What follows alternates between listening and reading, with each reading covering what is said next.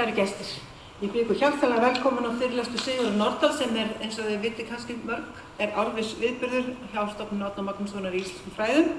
Hefð sem fengin var frá einn af frumstofnunum stofnunarinnar, stofnun Sigurðar Nordals, en Sigurður var fæddur á Eyjólfsstöðum í Vatnsdal 14. september árið 1886 eða fyrir 136 árum.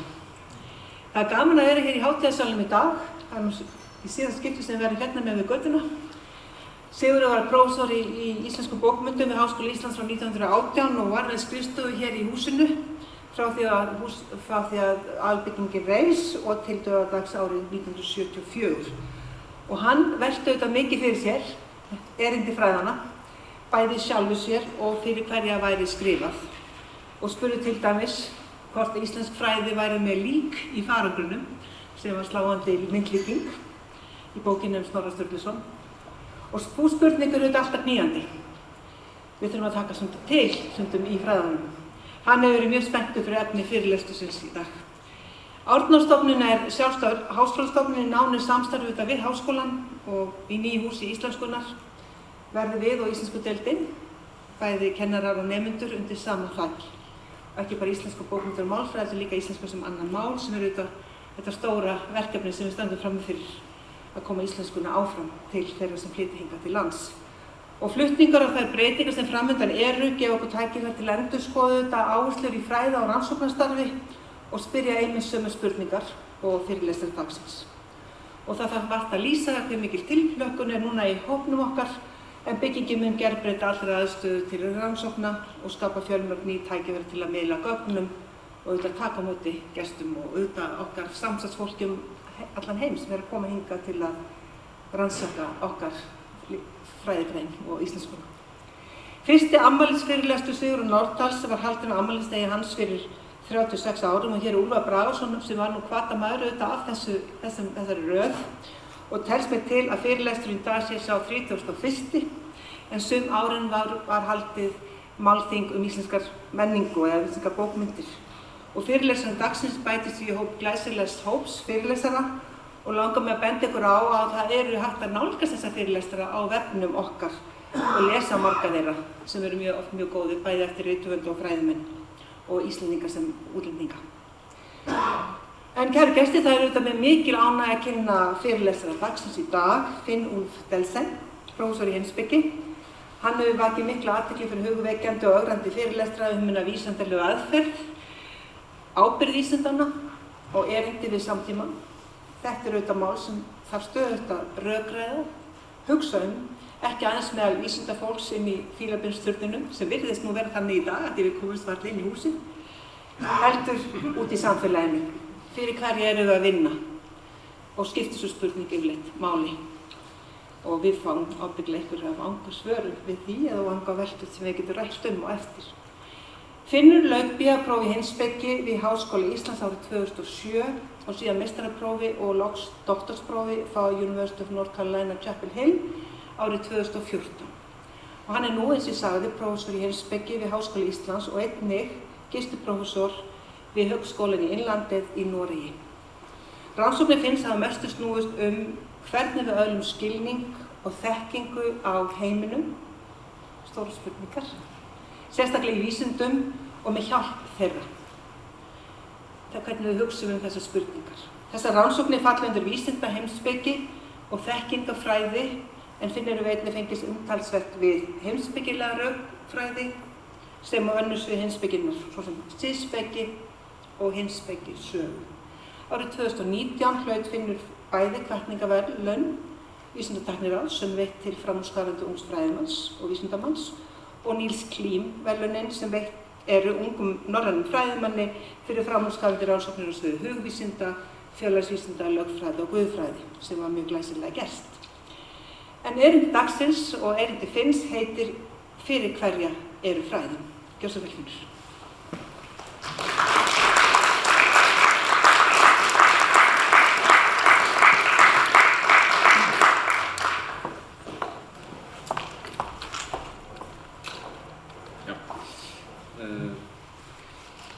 Já, það er mikill heiður að fá að halda þennan fyrirlestur.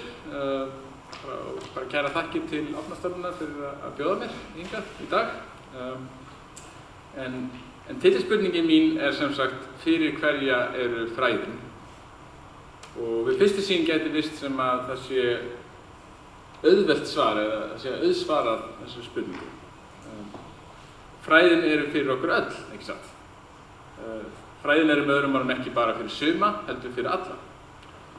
Og í þessu felst að það eigi allir rétt á að njóta ávaxtanna af fræðastörfum. Hvort sem það eru til dæmis nýjar og betri kenningar, ný gögn eða upplýsingar eða tækninýjungar sem að fræðin geta af sér. Reyndar vil ég ganga lengra og segja að fræðin séu ekki bara fyrir okkur öll, heldur séu þau líka í vissum skilningi jafn mikið fyrir okkur öll. Með því á ég við að það eigi engin einstaklingur eða hópur ríkari rétt til að njóta ávaxtanna af fræðastörfum en aðrir. Og við erum öll í sama báti og í þeim báti erum við öll á sama farinu. Eða að minnstu kosti ættum við að vera það. Við ættum að stunda og skipuleggja fræðastörf þannig að við höfum öll samskonar aðgang að þeim gæðum sem að fræðin geta af sér. Ég held að þessi hugmynd, eða þetta boðorð, skulum við segja, sé mjög í anda Sigurðar Nordals, sem að lagði þetta mikið á sig við að tengja sín eigin fræðastörf við hugðarefni almennings og sýndi þannig í verki að hann taldi að fræðin væri fyrir okkur öll. Mér langar þess vegna að nota þennan fyrirlestur til að fjalla þetta boðorð frá tveimur sjónarhornum. Annars vegar langar mig að leitast við að svara því í krafti hvers svona boðorð gæti verið satt. Hvaða heimspekilegu grundvallarreglu, hvaða prinsip gæti legið að baki svona boðorði. Og þetta spurning réttlætingu boðorðsins að fræðin séu fyrir okkur öll. En hins vegar langar mig svo að velta því fyrir mér hvaða afleiðingar það myndi hafa að fallast á svona boðorð. Hvernig ættum við eiginlega að stunda og skipuleggja fræðastörf ef við tökum þessi boðorði alvarlega og reynum að fylgja því í verkum okkar. Áður en lengra haldi vil ég nefna að margt eða jafnvel flest af því sem ég hef að segja þetta mál mun kannski virðast svo augljóst að einhverju kynnu að efast þörfina að segja það yfirleitt. En stundum, og ég held að þetta umfjöllunarefni sé einmitt af þessu tagi, að þá samt sem full þörf á að benda á hið augljósa og draga fram afleiðingar þess og krefjast skýringa á því. Að öðrum kosti hætta á að hinn augljósu sannindi verði að dauðri kreddu sem við játum öll í orðikvæðinu en lifum svo í andstöðu við í reynd. Og eins og kollegi minn Róbert Haraldsson heimspekingur hefur bent á, getur hinn dauða kredda oft virkað sem svona skálkaskjól fyrir hugsun og hegðun sem við ættum að vera löngu búin að gefa upp á bátinn. En nóg það, snúum okkur á efninu. Fyrri spurningin, muniði, snerist hver geti verið hinn heimspekilegi grundvöllur eða réttlæting fyrir því að fræðin séu fyrir okkur öll. Með öðrum orðum spurningin hvað geti búið að baki svona boðorði. Og þá skulum við byrja að taka eftir því að fræðin geta af sér að minnsta kosti tvenns konar afurðir sem í eðli sínu frekar ólíkar. Annars vegar geta fræðin af sér alls konar efnisleg gæði, tækninýjungar og annað sem á að auðvelda okkur lífið með einum hætti eða öðrum. Þetta getur verið bæði áþreifanlegir hlutir eins og tölvur, bílar, bóluefni og líka óáþreifanlegri fyrirbæri eins og tæknifrjóvgunaraðferðir og kvíðameðferðir.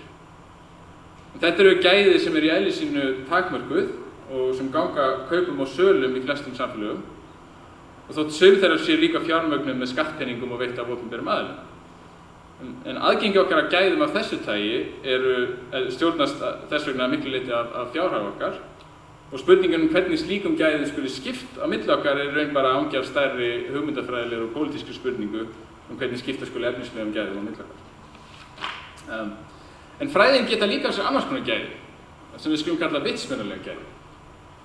Þetta eru þau gæði sem felast í því að búa yfir einhverjum upplýsingum, að vita eitthvað eða skilja það, eða eitthvað af þessu tagi.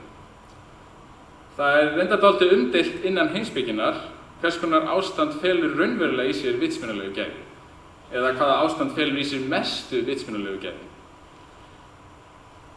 Sumir segja til dæmis að það sem máli skiptir sé að hafa rétt að standa, að höndla sannleika. Aðrir halda því fram að þekking skiptir mestu máli, að vita eitthvað. Og enn aðrir færa rök fyrir því að þekking sé í sjálfu sér gagnslaus nema maður hafi einhvers konar skilning á því sem er að ræða. En þessar svona deilur innbyrðis meðal heimspekinga hvort hinn vitsmunalegu gæði sem mestu máli skiptir sé sannleikur eða þekking eða skilningur eða eitthvað annað skipta okkur litlu máli hér og til einföldunar ætla ég því að einblína á þekkingu frekar en önnur vitsmunalegu gæði sem að fræðin getur verið að gefa af sér.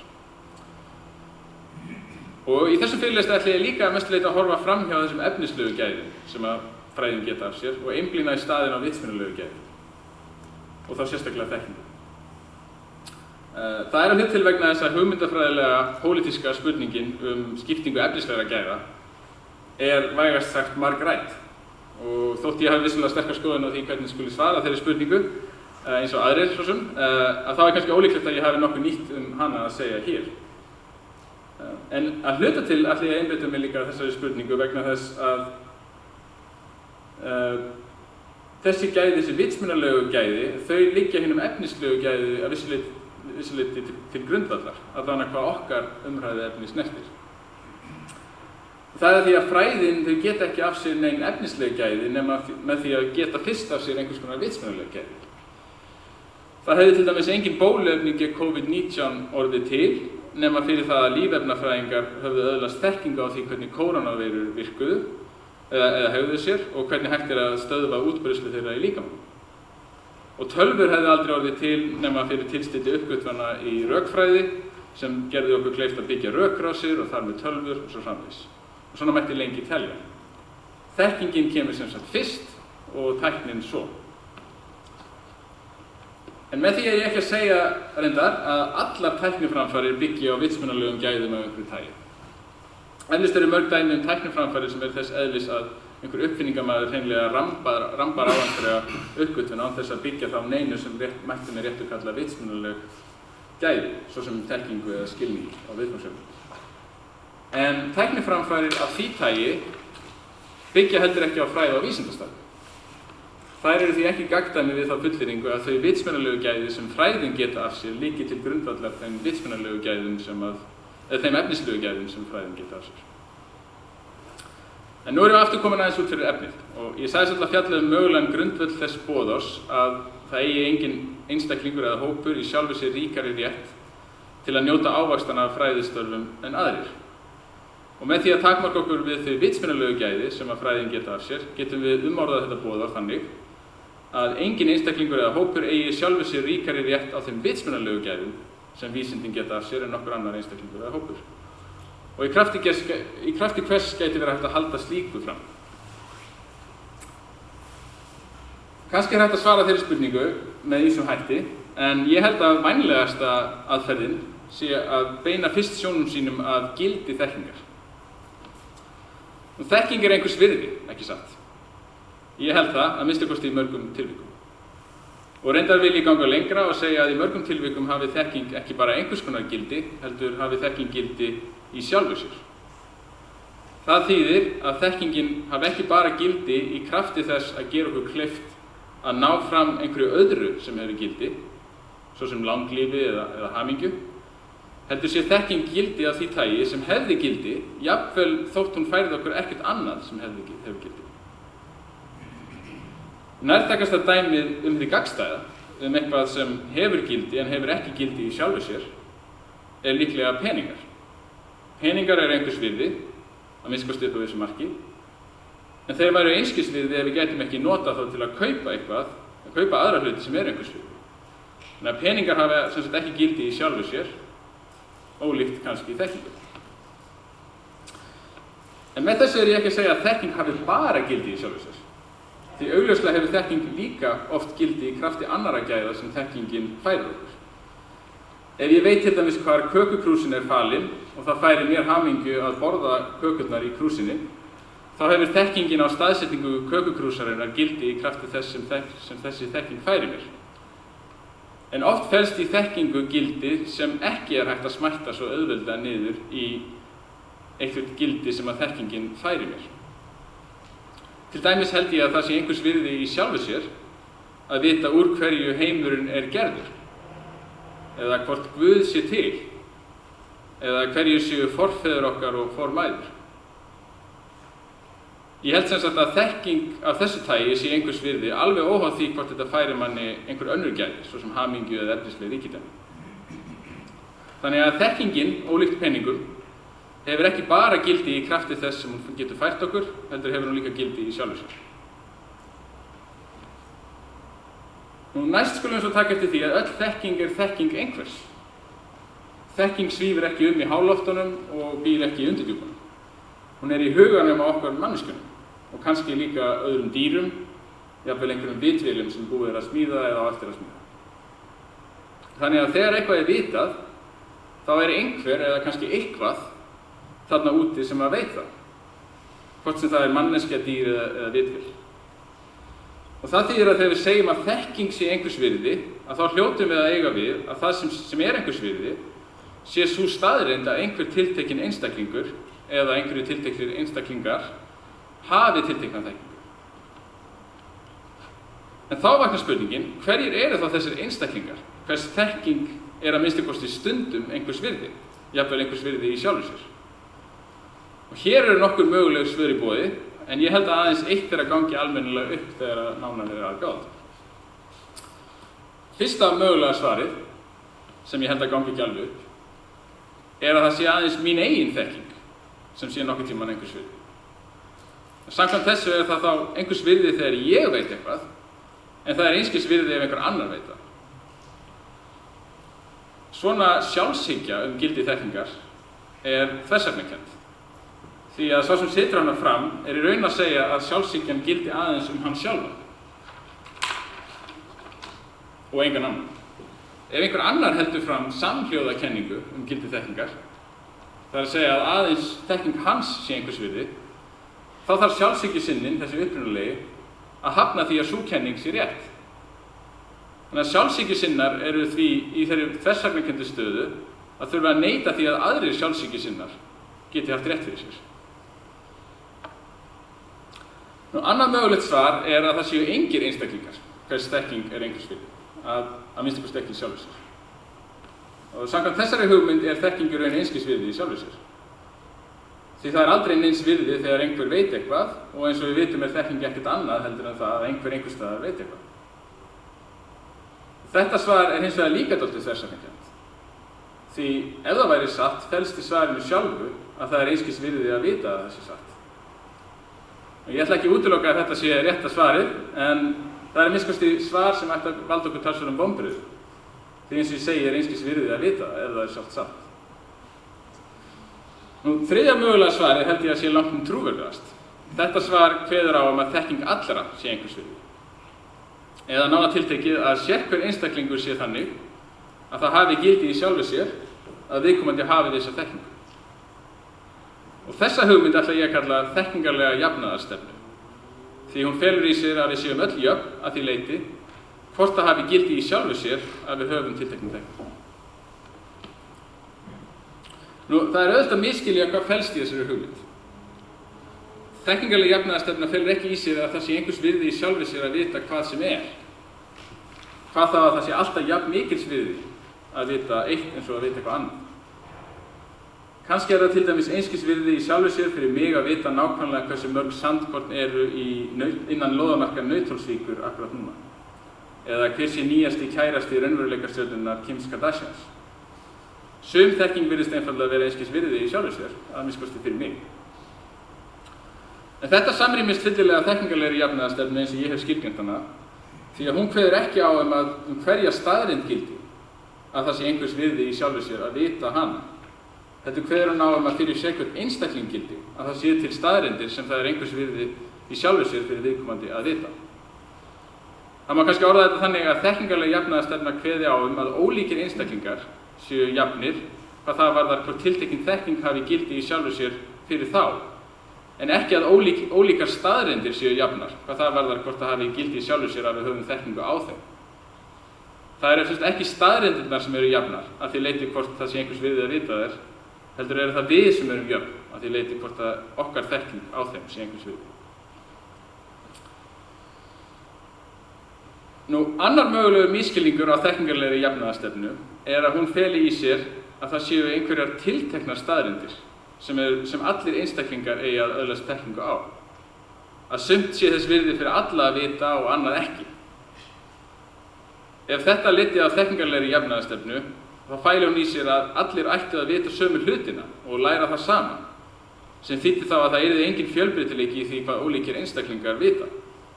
Við yrðum öll eins konar afrit hvert af öðru, hvað þekkingu okkar varðar, og ekkert af því sem aðrir segðu okkur myndi koma okkur á óvart, því við myndum nú þegar vita allt sem aðrir hefðu að segja. En sem betur felur þekkingarleg jafnaðarstefna alls ekki í sér að við eigum öll að vita það saman. Að við eigum öll að hafa sömu þekkingu.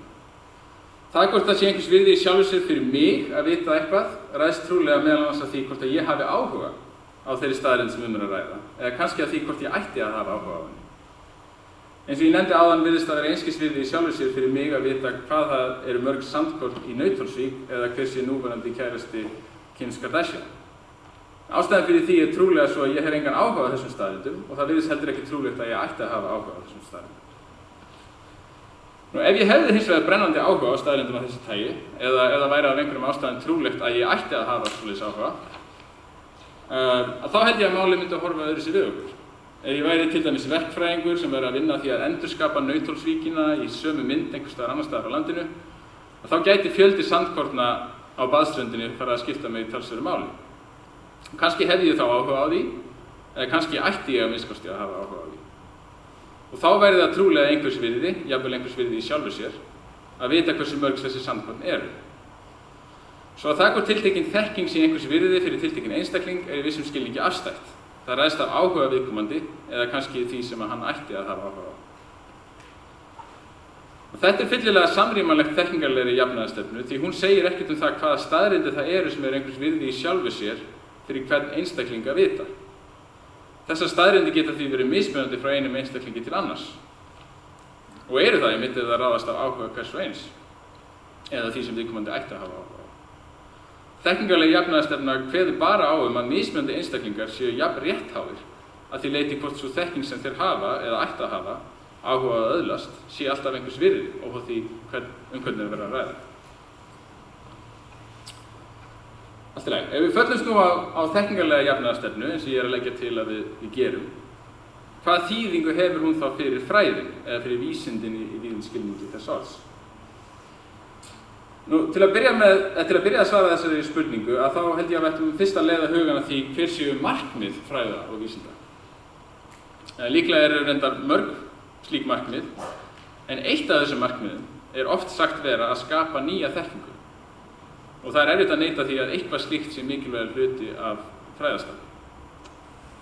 En þá vaknar auðvitað spurningin, hjá hverjum eiga fræðin að skapa þessa þekkingu? Hverjir eiga að öðlast þá þekkingu sem að til verður innan fræðina? Í umfjöllunum vísindafræðinga og heimspekinga og sagnfræðinga sem að fjalla vísindi og fjalla eðli og þróun vísinda, að þá er oft einblínt á þá þekkingu sem að vísindafólk sjálft öðlast með rannsóknum sínum. Sem dæmi þetta má nefna umræður vísindaheimspekinga framfarir í vísindum, sem ég hef reyndar sjálfur tekið mikið þátt í á undanförnum árum og sett fram kenningar í ræðu og riti. Í þessum umfjöllunum er algengt að mæla vísindalegar framfarir út frá þekkingarstöðu vísindamannanna sjálfra.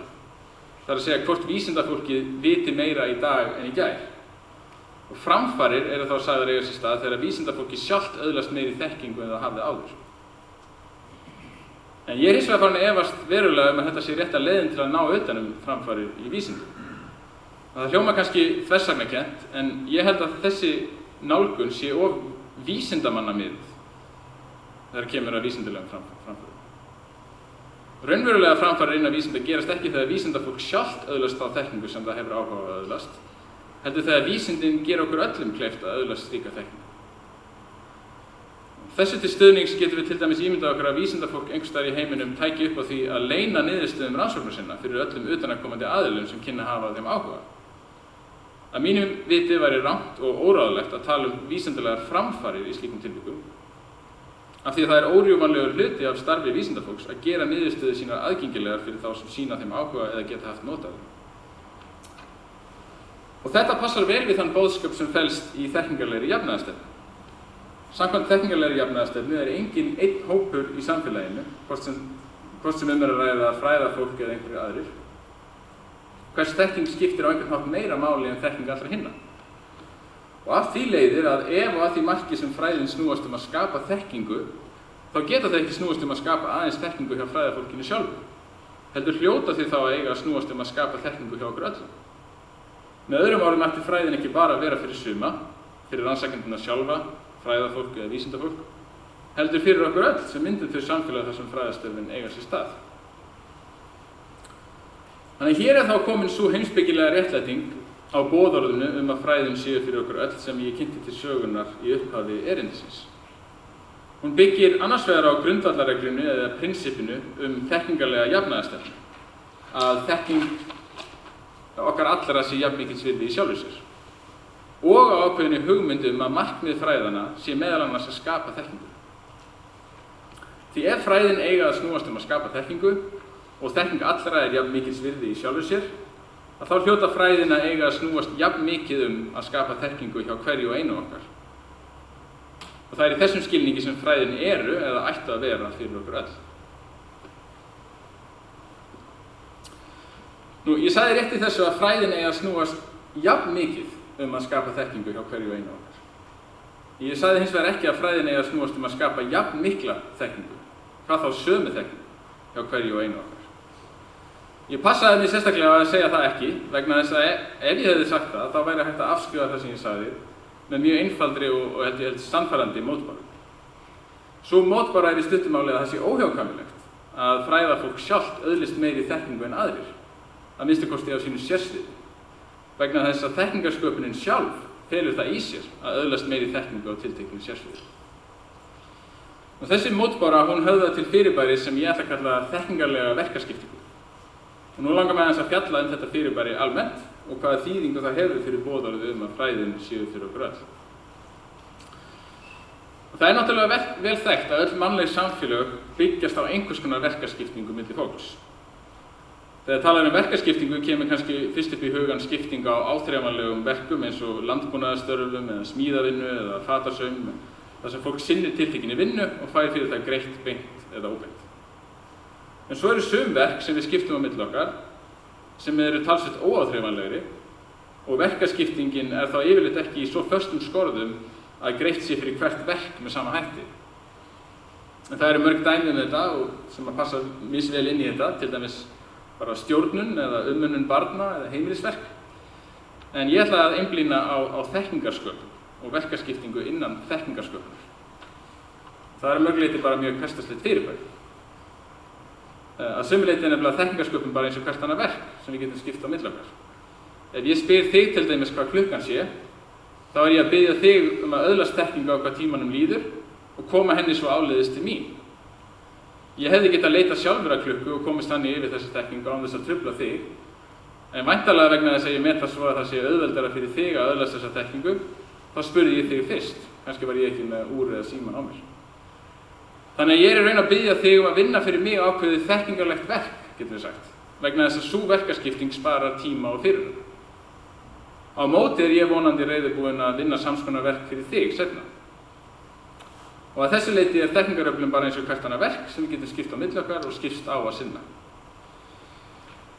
En eitt af því sem hinn bóginn sérstakt við verkaskiptingu þekkingarsköpunar að afurðin af þessu verki, það að segja þekkingin, og hún ekki takmörkuð gæði, heldur það sem við getum kallað afritanleg gæði. Ef ég öðlast einhverja þekkingu og kem henni áleiðis til annarrar manneskju, þá hverfur þessi þekking ekki úr huga mínum. Þvert á móti það oft þannig að fólk öðlist dýpri skilning á því sem að ræða við það að koma þekkingu sinni áleiðis og muni það svo lengur en ella. Þannig að þessu leyti þekking gjörólík flestum efnislegum gæðum, því sá sem lætur tiltekin efnisleg gæði af hendi leið að missa þau frá sér. Efnisleg gæði sem sagt ekki afritanleg. Hins vegar því ekki að neita að það að miðla þekkingu til annarra oft dálítið meira mál en orðið afritun gefur til kynna. Því það getur verið bæði erfitt og tímafrekt að koma þekkingu áleiðis til annarra. Margt af því sem við vitum erfitt að koma orðum að eða krefst langra útskýringar. Og viðtakandi þekkingarinnar gæti þurft að heyra útskýringuna mörgum sinnum áður en hann byrjaði að skilja hana. Þetta í raun og veru það sem að flest allt nám snýst um. að einhver tiltekinn einstaklingur, kannski kennarinn, komi þekkingu sinni áleiðis til annara, það er að segja nemendana. Og af því að þetta ferli, það er að segja nám, er svona erfitt og tímafrekt eins og við vitum að það er, að þá er augljóslega ekki hægt að láta alla læra allt og láta alla vita allt. Nei, það þarf að velja og hafna. Hvað á að læra og hver á að læra. Annað mikilvægt atriði er að þekkingaröflun krefst oft sérhæfingar og sérhæfingin felst oft einmitt í því að búa nú þegar yfir þekkingu sem getur legið hinni nýju þekkingu til grundvallar. Það eru fræg orð Isaacs Newtons til dæmis að hafi hann séð lengra en aðrir sé það vegna þess að hann hafi staðið á herðum risa. Með því átti Newton við að hann gat byggt sínar aflfræðikenningar og ítarlegar útskýringar á náttúrufyrirbærum á kenningum og skýringum forvera sinna, manna á borð við Copernicus, Kepler, Galileo og Descartes. Og almennt má segja að þekking geti af sér meiri þekkingu og að oft sé það forsenda þekkingaröflunar að búa nú þegar yfir tengdri þekkingu til að byggja hina nýju þekkingu á.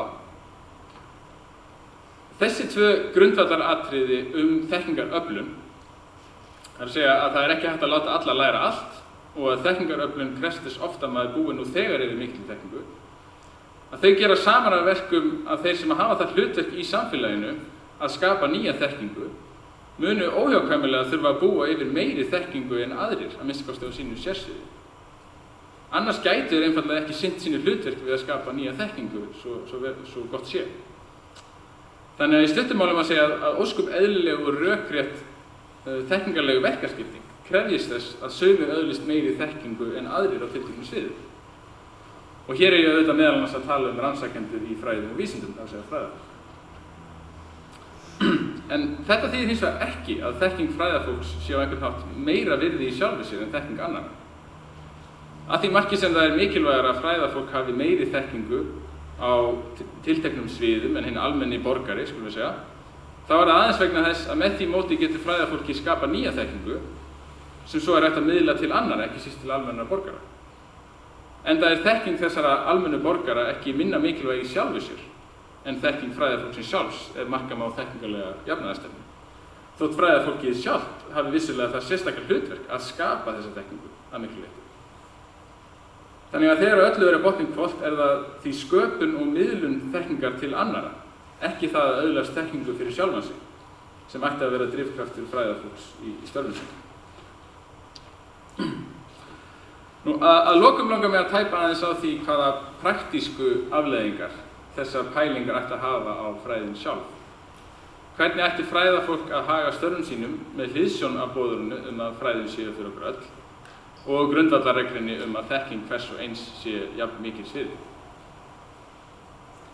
Þetta er reyndar flókin spurning sem veltur á ýmsum atriðum sem þyrfti að rannsaka betur, svo sem að hvaða marki almennir borgarar geti verið virkir þáttakendur í fræðastörfum. En í grófum dráttum, með nokkrum mikilvægum undantekningum þó, held ég að flest ábyrgt fræðafólk ástundi sín fræði í svona ágættu samræmi við þessar hugmyndir sem ég hef sett fram og að við séum reyndar sífellt að gera betur hvað þetta varðar að sumu leyti. Ég held til dæmis að fræðafólk reyni almennt að birta rannsóknir í eins og opnum aðgangi og kostur er og það leggir sig yfirleitt fram að lýsa rannsóknum sínum þegar það inntir eftir því. Hvort tveggja stuðlar að því að koma þeirri þekkingu sem tilverður innan fræðina út til þess almennings sem á rétt á henni. En að því sögðu held ég líka að stundum sé hægt að gera mun betur í því að uppfylla boðorðið að fræðin séu fyrir okkur öll. Og mér langar að nefna tvennt sérstaklega. Í fyrra lagi held ég að fræðafólk geti oft vandað sig meira við að setja mál sitt fram með hætti sem hægt er að ætlast til að utanaðkomandi geti skilið. Vissulega er eðlilegt, sérstaklega eftir því sem sérhæfingin eykst innan fræðina, að fræðafólk tilengi sér tæknilegan orðaforða og greiningaraðferðir sem aðrir munu eiga erfitt með að skilja í fyrstu atrennu að minnsta kosti. En ég er líka nokkuð sannfærður að fræðafólk sem raunverulega skilur til fulls hvað eigin rannsóknir ganga út á, geti sett það fram á mannamáli, kannski með hjálp einhverja einfaldana, líkinga og þess háttar. Og svo er það reyndar líka mín reynsla og margra annara að það að endurorða hlutina og útskýra þá fyrir nýjum áheyrendahópi sem hefur kannski annan orðaforða, geti varpað alveg nýju ljósi á viðfangsefni og þannig stuðlaða tilurð nýrrar þekkingar. En seinna atriði sem ég held að fræðafólk, þar sem ég held að fræðafólk geti oft gert betur, í því að fylgja boðorðinu að fræðin séu fyrir okkur öll, snýr að vali þeirra á rannsóknarefni. Ég kannski ekki gamall í hettunni, en ég þykist þó vita að víða innan fræðanna ráðist val á viðfangsefni rannsókna að mörguleyti af því hvað fæst birt hjá helstu tímaritum og bókaforlögum á viðkomandi sviði. Og að það sem fæst birt á þessum vettvöngum ræðst að minnsta kosti ekki að öllu leyti af því hvort það leiði til þekkingar sem líklegt má telja að gagnist almenningi, nú eða í framtíðinni. Ég held til dæmis að það sé of algengt að val fræðafólks á rannsóknarefni stjórnist af því hvað annað fræðafólk er að rannsaka eða hefur rannsakað. Yfirleitt vegna þess að það er litið svo á, með réttu eða röngu, að það sé auðveldara að fá birt eitthvað sem fjallar sama efni og kollegarnir hafa nú þegar fjallað Að sama skapi held ég að það sé líka alltaf algengt að viðfangsefni rannsóknar ráðist af hagsmunum ýmissa fjársterkra aðila, óháð því hvort þeir hagsmunir falli að hagsmunum almennings eða ekki. Ástæðurnar fyrir þessu eru reyndar margs konar. Stundum eru rannsóknirnar einfaldlega fjármagnaðar með beinum hætti af tilteknum hagsmunaaðila og eru þá jafnvel ekki birtir ef niðurstöðurnar eru þeim ekki þóknanlegir. Oftast er þetta samband milli hagsmunaaðila og rannsakenda samt sem áður flóknara. Eins og þegar rannsókn er fjármögnuð af almannafé, en rannsakendurnir sem er að ræða gera sér góða vonir að verða ráðnir til ákveðins fyrirtækis í nálægri framtíð og velja sér því rannsóknarefni sem hentar fyrirtækinu, en kannski alls ekki almenningi. Í þessum tilvikum má segja að það sé verið að brjóta boðorð að fræðin séu fyrir okkur öll, eða eigi að vera það. Því ef viðfangsefni rannsóknar eru valin á grundvelli eigin hagsmuna eða annarra sérhagsmuna, fremur en almannahagsmuna, að þá eru minni líkur en ella á að þeir leiði til þekkingar sem hefur eitthvað gildi fyrir aðra en rannsakendurna sjálfa og hagsmunaaðila þeim tengdum. Með þessu er ég ekki að segja að allar rannsóknir þar sem viðfangsefnin eru valin á grundvelli almannahagsmuna muni alltaf skila sér til almennings í formi nýrra þekkingar. Því fullt af rannsóknum annarkvort misheppnast eða leiða aðeins með óbeinum hætti til aukinnar þekkingar með almennings. En ef fræðin eiga að vera fyrir okkur öll, að þá hlýtur að minnsta kosti að eiga að vera markmiðið með vali á rannsóknarefni að sú þekking sem er einhvers virði að hafa skili sér ekki síður til almennings en til fræðafólksins sjálfs. Til að draga þetta saman í lokin, að þá má segja að ég hafi annars vegar sett fram ákveðna túlkun á boðorðinu að fræðin séu fyrir okkur öll og hins vegar ákveðna réttlætingu fyrir þessu boðorði. Réttlætingin byggir á grundvallarreglunni að þekking ólíkra einstaklinga hafi jafn mikið gildi í sjálfu sér. Að þekking sumra skipti ekki meira máli en annara bara vegna þess hverju þeir eru. Með því er ég ekki að neita því að fræðafólk þurfi ofta að búa yfir meiri þekkingu en aðrir á tilteknu sérsviði til að geta ástundað sín fræði, en hins vegar hef ég fært rök fyrir því að það sé skylda fræðafólks að haga störfum sínum þannig að þau leiði á endanum til aukinnar þekkingar sem gagnist almenningi. Takk.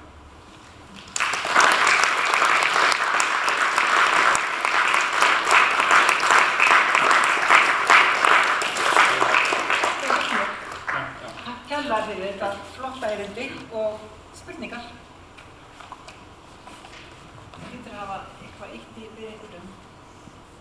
Þú vilt ekki stýra náttúrulega hvað fólk rannsakar samt? Nei. Það er spurning hvernig velur rannsóknar þú vilt. En það held ég að sko utanaðkomandi aðili væri ekki góðri aðstöðu til þess að sjá fyrir hvað myndi gagnast almenningi eða hvað. Já, akkurat sko. Þannig að þú veist ekki sem rannsakandi hvað kemur út rannsóknarnir heldur og hvort það muni nýtast á almenningi eða ekki fyrirfram. Nei, algjörlega. Þetta er svona dæmi það sem er svona meiri háttar óvissa afleiðingar gjörðamanns, en það er alls konar aðstæður þar sem það er. Ég meina, alls konar ákvarðanir sem maður tekur í lífinu þar sem er meiri háttar óvissa hvað það mun leiða af sér. Eignast barn eða giftist einhverjum eða eitthvað svoleiðis. Allt eru þetta ákvarðanir þar sem það er nánast ómögulegt að sjá fyrir hvað verður, en maður getur verið með svona ágiskanir sem eru verri og betri og ef maður hefur það í huga hvað maður er að reyna að ná fram, þá held ég að það gangi betur að taka svona ákvarðanir. Þú sér það þannig þá. Já. Helgi Skúli? Þetta er helgilega fyrir. Ég er nú ekki að tala það marga sem ég er sammála heldur eitt sem ég veit ekki alveg hvernig ég á það.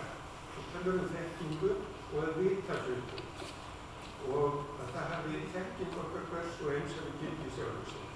ég get mjög vel lifað mig inn í þetta, mér finnst ég fá mikið út úr því að hafa það sem mér finnst vera þekking, en það ekki að ég viti hluti heldur að mér finnist ég vita, ég halda ég viti og ég velta fyrir mér munum á því að vita og halda. Það verður framfæður í sinnum, sá sem var vel upplýstur fyrir 300 árum og 700 árum, taldi sér vita allt mögulegt sem við höfnum núna, finnst okkur ekki satt að sú þekking að það hafi haft sér gildi að fyrir viðkomandi að halda þetta.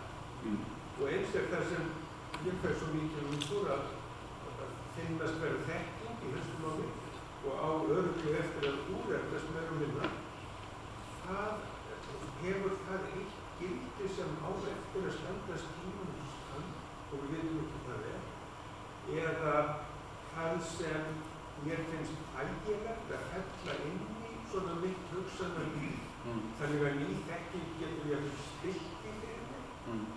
Hvaða gildi hefur það að halda? Það sem bara heldur ég veit en veikast ekki. Já, það er góð spurning og munurinn á því að halda og vita. Og þetta svo sem þekkt umræðuefni, skulum við segja, þekktur greinamunur innan heimspekinnar. Og einn munur þá að halda að vita það bara hvort að ef það sem þú veist að það þá allavega satt, en það sem einungis heldur, það þarf ekki að vera satt, getur verið satt. Og ég held að sé rétt að við viljum finna einhvern gildi fyrir það sem við einungis höldum en vitum ekki, sérstaklega í kannski vísindasögunni. En það er hægt að finna ýmis gildi fyrir það, eins og til dæmis bara það að eins og Newton orðaði, að hafi hann séð lengra en aðrir, að þá var það vegna sem hann stóð á herðum risa. Og þessir risar sem hann stóð á, þeir höfðu í meginatriðum rangt fyrir sér svona sínar, minnstu kosti svona kjarnan í sínum kenningum, en Newton gat samt notað þá til þess að sjá lengra. Og þannig að það þeirra, sem sagt, eins og orðaði að það sem þeir héldu að væri satt, að það hefur þá það gildi að það olli því að Newton gat sett fram eitthvað sem að við teljum að sé að minnstu kosti nær sannleikanum, en þó ekki alveg satt, og svo kom Einstein og endurskoðaði það og svo framvegis. En það hefur allavega þetta gildi sem ekki endilega gildi í sjálfu sér. Þetta afleita gildi eða gildi í krafti þess sem að það leiðir af sér. Þannig að það minnstu kosti það.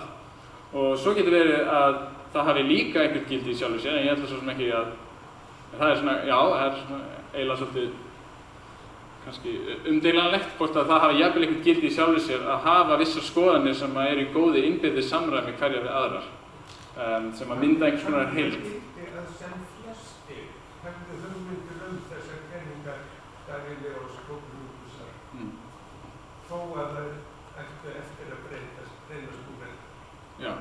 Já, það væri þá mögulega vegna þess að það leiðir af sér að það geta orðið til menn eins og Newton sem að geta notað þessar kenningar seinna meir. En svo held ég reynda líka hvað þessar kenningar varðar að þær hefða líka ákveðið gildi í krafti þess að þær eru auðvitað nothæfar að vissu leyti innan vissra svona með vissum takmörkunum. Og það sama auðvitað við kenningar Newtons, svona í eðlilegum aðstæðum sem lengi sem við erum ekki nálægt ljóshraða, að þá virka kenningar Newtons alveg ágætlega, sko. Og þótt að við vitum svo sem alveg að þær eru meginatriðum rangar. Já, það stendur þar. Það vil þakka fyrir þetta ágæta erindi sem er mjög umhugsunarvert. Það er mikið sýði. Og þó að ég sé höfustafáður, ég heita það og það sem oftast í hugan sem dæmum það sem þú varst að segja er okkar svona nýlega reynsla til dæmis af COVID-19 og fleiri slíkum hlutum. Og í tilfellinu COVID þá var þetta þannig að við höfðum hvert og eitt að haga því að aðrir hefði þekking. Ef að þekking á þessum málum hefði verið mjög lítil, þá hefði við algjörlega tapað baráttunni með COVID. Og þannig að og þarna er annað líka sem við meðtökum í þessu er að þetta gildir ekki bara sérfræðingarna eða vísindamennina, fræðamennina, það gildir líka hinn almenna borgara í þessu dæmi. Það í sumum löndum vitum við nokkur leyti og örlaði skýrt af því á Íslandi að einhverju hópar sem að höfðu ekki raun og veru nægilega þekkingu til þess að taka þátt í baráttunni gegn COVID. Þannig að þetta eru stundum alvarlegir hlutir. Já, ég held að þetta sé dæmi það sem að þekkingin á því hvernig faraldurinn smitast til dæmis, eða hvernig sjúkdómurinn smitast. Það hefur, kannski hefur það gildi í sjálfu sér, en það hefur allavega gildi í krafti þess að koma í veg fyrir að fólk smitast og degi og allt það. Þannig að það hefur þetta svona afleita gildi að minnsta kosti. Svo getum við spurt hvort það hafi líka gildi í sjálfu sér að vita þetta. Og já, ég meina það er kannski svona erfiðari spurning. Það er alltaf erfiðari að svara því hvort eitthvað hafi gildi í sjálfu sér heldur hvort það hafi afleitt gildi. Ég held líka að rökfræði farsóttarinnar. Það vantaði mikið á hana. Fólk skildi hvert eðli farsóttarinnar. Og að þetta með til dæmis að hún kom í ákveðin fjölskyldu þá sé það hægt að stöðva. Haukur Þorgeirsson. Já, kannski aðeins farsóttina líka, eða faraldurinn. Þú spyrir fræðin fyrir alla og einn angja því kannski líka hverjir geta tjáð sig fræðilegu viðfangsefni. Og þetta var umræða sem við sáum svolítið í faraldurinn. Þetta var náttúrulega mikið hagsmunamál fyrir okkur öll og þá kannski ekki óvænt að margir vildu tjá sig málið. En þá heyrðist líka svona þær raddir að það væri óheppilegt að fólk með of litla þekkingu eða of litla menntun eða eitthvað slíkt væri að tjá sig. Og þessu persónulega dæmi þetta, ég er náttúrulega engin læknir eða sóttvarnadæmur en ég tjáði svolítið þessum mál og svo var ég alltaf að senda sóttvarnalækni tölvupósta. Og eftir það var þessi umræða það var ágjur svolítið að því að það var að trufla vísindamennina og svona. En hann tók þess að hann ljótilega duglegur að svara tölvupósti. Ég veit ekki bara mér og sundin sagði það, fannst mér fyrir hann en sund fannst mér fyrir hann að þetta gildi. Þannig að mér langar bara þegar ég veit að þú verður að tjá þig heimsbyggi og faraldurinn og öðrum vettvangi. En hvernig tekur það á þessu, fyrir hverja getur tjá sig fræðina? Já, þetta er mjög góð spurning þetta er náttúrulega svona of góð spurning þess að ég geti svarað henni en eitt er auðvitað þetta getur verið að bara nefna svona til að gera vandamáli ennþá verra í raun og veru heldur en það sem þú settir fram að þá getur það auðvitað stangast á markmiðið að upplýsa almenning og hins vegar og að almenningur tjái sig. Ég vissum af því að ef að almenningur eða viðkomandi einstaklingur eða sá hluti almenning sem að tjá sig að segja eitthvað sem misvísandi eða bara rangt og villandi, þetta er bara við þekkjum þetta út frá umræðum falsfréttir og slíkt. Og það getur auðvitað verið rangt frá hreinu þekkingarfræðilegu sjónarmið, ef við orðum það þannig. Það er að segja út frá hreinni hugmyndum að við viljum sem flestir öðlist þekkingu, að þá getur það verið til trafal að fólk sé að tjá sig. En það getur líka auðvitað verið á hinn bóginn mjög ábótavant. Það getur verið alls konar, til dæmis það er ekki gott ef að samfélagið er orðið þannig að það megi ekki tjá sig tiltekna hluti og þá auðvitað á endanum missir fólk traust á því sem við verðum að segja. Af því að það hefur enga tryggingu fyrir því að ólíkar raddir fá að heyrast og slíkt. Þannig að ég veit ekki, þetta er bara mjög erfið spurning og þetta snýst líka traust á milli þeirra sérfræðingar sem að ræða og svo þeirra sem eru almennings. Og ein besta leiðin til að byggja upp traust er að almenningur fái á tilfinningu að sé verið að hlusta á þig og þá er ekki nóg bara að vera alltaf að boða einhvern sannleika, heldur þarf líka að taka við einhverjum ábendingum og svona. En ég hef eiginlega engin góð ráð til þess að leysa þetta vandamál. Sigrún. Já, mér finnst alltaf hugsa þessa hugmyndar fræðimenn skyldur til þess að gera fræðin aðgengileg og mér langar til að heyra meira það. Ég hugsa það ég tel mig vera heppna að hafa umgengist fræðimenn sem bara hafa ást af því sem þeir að gera og hugmyndum eða leita skilningi Það er bara að skilja þetta. Það getur verið að stofnanastrúktúrin að gera þeim erfitt fyrir núorðið, en ég þekki einstaklega svona. Og sumir af þessum fræðingum hafa hæfileika til að skýra þetta, setja þetta mannamál og gera þetta mjög aðgengileg. En aðrir hafa ekki þann hæfileika. Og eða allavega þeir hafa ekki lagt sig eftir því. Það er ekki eitthvað sem er bara auðvelt fyrir viðkomandi. Þeir að bregðast skyldu sinni?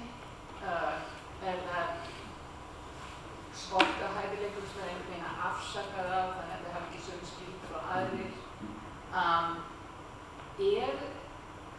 Mikilvægt þess að almenningur hafi aðgang að þessu, eða þetta réttur gagnvart einstökum fræðimönnum? Að fræðimennir hafa skyldur til þess að sinna almenningi á þennan hátt. Þannig ég svona sagt meira þessar hugmyndir skyldurnar. Já, algjörlega. Eins og ég hugsa þetta, ég bjóst við þessari mótbára. Þetta dálítið góð mótbára að segja, auðvitað eru sumir sem bara hendar þeim ekki að vera í þessu samtali við almenning og þeir eru bara góðir á sínu sviði en bara eiga erfitt með að snúa sér til almennings og við myndum ekki vilja missa það fólk úr fræðum, held ég. Og ég held að svarið við því að segja, já, sko, það sem við viljum er fræðasamfélag sem skapar þekkingu og kemur henni svo á einhverjum tímapunkti út til almennings eða þeirra sem kynna að nota þekkinguna. En það þarf ekki að vera að hver og einn einstaklingur sem í fræðastarfinu þurfi að sinna þessu hlutverki. Það getur verið sumir séu betri en aðrir, sumir eru góðir því að taka saman það sem aðrir hafa sagt og miðla því til almennings, sumir eru góðir að miðla því til einhverja tiltekinna aðila sem þurfa á þessu að halda, til dæmis heilbrigðisstarfsmanna sem þurfa á læknisfræðilegu þekkingu að halda þessu svona. Þannig og þetta náttúrulega kemur inn á þessar hugmyndum þekkingarfræðilegu verkaskiptinguna með ákveðna hætti. Verkaskiptingin hlýtur að vera þannig að sumir sinni þessum rannsóknum sem eru kannski óskiljanlega fyrir einhverjum öðrum og aðrir sinni hlutverkinu að koma því út til almennings og sumir geta auðvitað gert hvort tveggja. Hins vegar, svo að ég segi nú eitthvað sem er umdeilanlegt, þannig að þetta sé ekki allt sem bara lokmála, að þá er það sem ég er að segja útilokar sem óásættanleg fræðastörf, það er fræðimaðurinn sem er bara í þessu til þess að skilja heiminn fyrir sjálfan sig og reynir ekki eða kemur ekki í sinni þekkingu eða sinni skilningi eða hvað nú er áleiðis til neins annars og er bara í sínu og kannski höndlar svo að lokum sannleikann rétt við eftirlaunaldurinn eða eitthvað svoleiðis og sest svo bara niður og fer á eftirlaun. Sá einstaklingur, og ég held að það sé nú alveg til svoleiðis einstaklingur innan fræðasamfélagsins, að sá einstaklingur fær ekki hrós frá mér eða frá þessum pælingum. Við erum tvær spurningar eftir, það er Guðrún fyrst, Þórhallsdóttir. Já, ég er alveg á sömu stólum og það sem ég datt í hug var allir frá því að ég verið í doktorsnámi sjálf, þá hafði ég fengið styrk. Þá fékk ég styrk til að vera eitt misseri við Háskólann í Vínarborg meðan ég var að vinna doktorsritgerðinni og því fylgdi húsnæði á stúdendagarði þar sem ég var innan aðra doktorsnema frá öðrum löndum sem þau fengið svona styrki og það voru 3 tékkar sem ég kynntist þarna sérstaklega frá Háskólanum í Prag hver á sínu fræðasviði. Það var 1 verkfræðingur, 1 búfræðingur og 1 lögfræðingur. Og svona, þegar við vorum að kynnast þá settumst við niður og svona spurðum hvert annað hvað við værum að fást við. Og verkfræðingurinn var að rannsaka burðarþol, búfræðingurinn var að rannsaka fóðurplöntuna repju og lögfræðingurinn var að rannsaka kynferðisafbrotamál, kvennaathvörf og þess háttar. Og þegar kom að mér þá sagði ég að ég væri að rannsaka brottfall hljóðsins jóð milli sérhljóða á frumgermönskum tíma. Og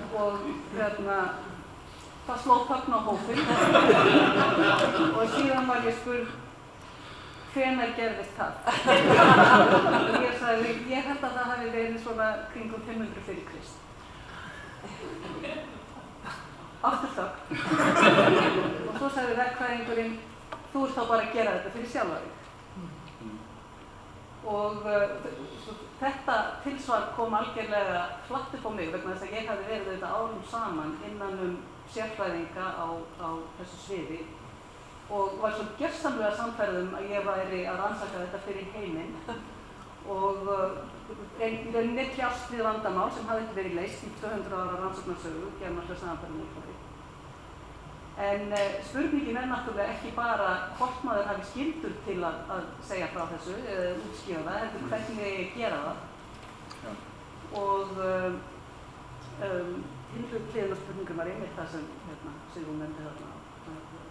Þetta að hvort einhverjir eigi bara að fá þeir í friði í sínum heimi og þau undanteknir þessu. Ég myndi ekki segja þessi undanþegni, ég myndi bara segja að frekar að við þurfum að hugsa svolítið vel hvað á sér stað þarna. Ég meina, búfræðingur sem að rannsaka hvað var þetta? Já, þetta er auðvitað mjög kannski praktískt og nota mjög sem hættir beinlínis bara núna, bara leið að rannsóknin er gerð. En ég hefði haldið og vona að þínar rannsóknir að þær endist kannski líka lengur. Þær eru þess eðlis að þetta er ekki einhver sannleikur sem að hættir að gilda eftir 200 ár eða eitthvað svoleiðis. Þannig að það er eitt og svo er hitt að ég náttúrulega eins og ég nefndi í fyrirlestunum, ég er á því að það sé að þekking hafi gildi í sjálfu sér. Og ef maður er á þeirri línu þá eru svona rannsóknir það hafa þá bara gildi í sjálfu sér óháð því hvort að það hafi leiðið til einhverja praktískra lausna eða eitthvað slíkt. Og það hljóma kannski, ég veit ekki, fólki finnst það kannski hljóma að við lifum með miklum svona efnishyggju tímum, held ég, að þá hljóma það kannski furðulega að segja að eitthvað inn í hausnum á okkur geti haft eitthvað gildi í sjálfu sér. En ef maður fer að velta því fyrir sér hvernig hefur eiginlega þessir efnislegu hluti, hvernig hafa þeir eiginlega gildi í sjálfu sér, þá er það ekkert síður leyndardómsfullt hvernig eitthvað annað getur haft gildi í sjálfu sér. Þannig að ég held að það er öllu botninn gott að þá eigum við sem erum að rannsaka eitthvað svona eins og þú ert að rannsaka eða ég að bara vera ófinn við að segja að við erum bara að hjálpa til reyna að skapa þekkingu sem að endist kannski eilífð og það sé einhvers virði í sjálfu sér. Margt sem þótt verið mjög gagnlegt þegar það var gert, hefur verið mjög mikilvægt í aðstoðandi hluti. Síðasta spurningi, Gísli. Já, takk fyrir. Mér langar að fá þig til að segja aðeins meira um það sem Helgi mér fannst Helgi vera að spyrja þetta gildi, minnst það að þróast til umræðum það á þessari svona rétt línubraut vísindahugmyndana, að réttu hugmyndir að þær hafa einhverju leyti gildi eða þeir lifa nógu landið lengi, þá mjög góður verðmið á það. En einmitt að við höfum svo mörg þekkingarkerfi sem eru heilsteypt og byggja mörg á einhverju gögnum sem fyrir liggja og rökhugsun sem áreitar af þeim og býr til alveg heilan þekkingarheim bæði í sögum og þessum okkar tímum líka. Og er þá ekki og það er að taka þennan punkt frá Helga, hvert er þá gildi svona þekkingar sem á endanum reynist raun út frá okkar niðurstöðum var algjörlega rétt meðan fólk hafði einhverja aðra forsendur til þess að túlka gögnin sem það var nefnt. Já, þetta er dálítið svona, hvað ég segja, stór spurning innan vísindaheimspeki sérstaklega hvort og að hvaða marki einmitt svona rangar hugmyndir eru gagnlegar og þetta sem við teljum núna að vera rangar við fordæmum þeim sem rangar núna og fólk skiptist auðvitað svolítið fólk skiptist í tvo hópa held ég og ég held að við Þorsteinn séum í hópnum sem segir að sannleikurinn skiptir mjög miklu máli og skiptir jafnvel öllu máli og svo er aðrir kannski sem eru á hinni línunni að segja að þekkingarkerfin sem við höfum skapað sem að reyndist vera röng að þau geta haft virði í sjálfu sér Og ég myndi svona, já, þótt ég sé á línunni með Þorsteini og og svokallum svona hluthyggjusinnum þá þá held ég samt að sé ofta þetta að útskýra hvað gildi í þessum þekkingakerfum sem við erum núna að kasta fyrir róða eða þannig að til dæmis svona kerfi að það getur sýnt okkur eitthvað heiminn eins og hann raunverulega sem að okkur datt ekki í hug að gæti verið tilfelli, bara sýnir okkur bara ákveðin möguleika og það getur haft gildi í krafti þess að sýna okkur að kannski sé heimurinn svoleiðis og við getum að rannsaka það og alls konar svona og þannig að ég myndi alltaf snúa þessu þannig en það auðvitað mögulegt að taka þá línu og raunir ekkert sem ég segi kannski í þessum fyrirlestri endilega sem að útiloka það að líta svo á að þekkingakerfi sem að við erum búin að kasta fyrir róða að þau hafi líka gildi í sjálfu sér. Ég sé svara svo bara þannig. Nú er þessi tími til að fara að þiggja veitingar hér fram og alltaf að ræða við Finn þar og ég vona að ég geti þokað við og þegið drykk og eitthvað með því. Aftur fólk kærlega fyrir að fína fyrirlestur. Takk fyrir.